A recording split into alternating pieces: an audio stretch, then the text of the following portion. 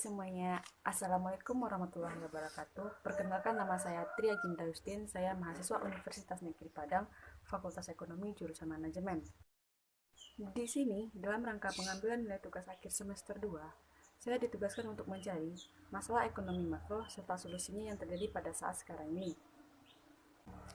Di sini, saya mengangkat tema masalah ekonomi makro saya, yaitu pertumbuhan ekonomi Indonesia dalam skenario terburuk akibat pandemi virus corona atau COVID-19. Baiklah, langsung saja masuk ke isi masalah ekonomi makro yang akan saya jelaskan. Lembaga Keuangan Dunia membuat sejumlah skenario dampak dari pandemi virus corona ini, dan pemerintah menyadari adanya potensi resesi ekonomi yang diakibatkan oleh pandemi virus COVID-19 ini. Apa itu resesi ekonomi? Resesi adalah kemerosotan. Jadi, resesi ekonomi adalah ketika produk domestik bruto atau PDB dan gross domestic product atau GDP menurun, atau ketika pertumbuhan ekonomi Indonesia bernilai real negatif dalam 2 kuartal dalam 1 tahun.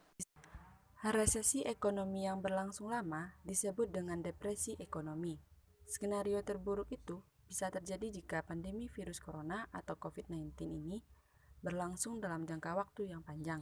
Dengan demikian, secara otomatis akan menghantam pertumbuhan ekonomi Indonesia. Dampak virus corona atau COVID-19 ini nampaknya berimbas pada semua sektor, terutama pada sektor pertumbuhan ekonomi. Bank Dunia memproyeksikan pertumbuhan ekonomi Indonesia di tahun ini akan tertekan di level 2,1%. Hal ini disebabkan oleh terus meluasnya persebaran COVID-19, baik dalam negeri maupun luar negeri.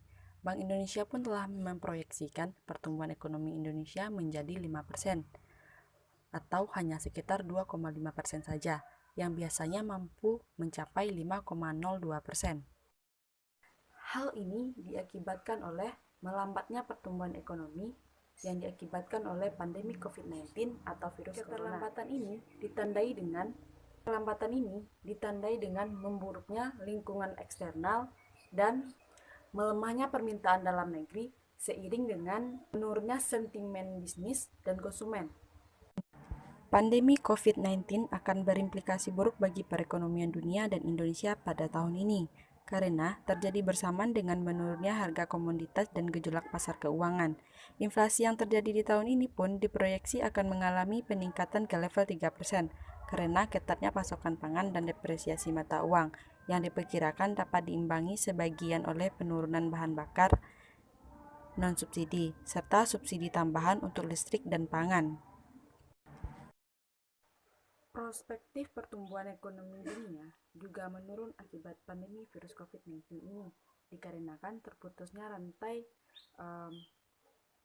perdagangan internasional, yakni ekspor-impor dan berbagai macam lainnya. Untuk menangani masalah ini, pemerintah harus mengeluarkan beberapa kebijakan-kebijakan agar resesi ekonomi tidak terjadi. Di antaranya sebagai berikut. Beberapa kebijakan yang sudah dilakukan oleh pemerintah terdapat 2 poin, 1 dan 2. Yang kedua, beberapa kebijakan lagi yang harus dilakukan oleh pemerintah untuk menangani masalah resesi ekonomi akibat COVID-19 ini terletak pada poin 1, 2, 3, dan 4. Oke semuanya, terima kasih sudah melihat videonya, dan jangan lupa like dan komen, dan supaya teman-teman semua dapat mengambil kesimpulan dari penjabaran yang setelah saya jelaskan. Dan sekian, terima kasih. Wassalam.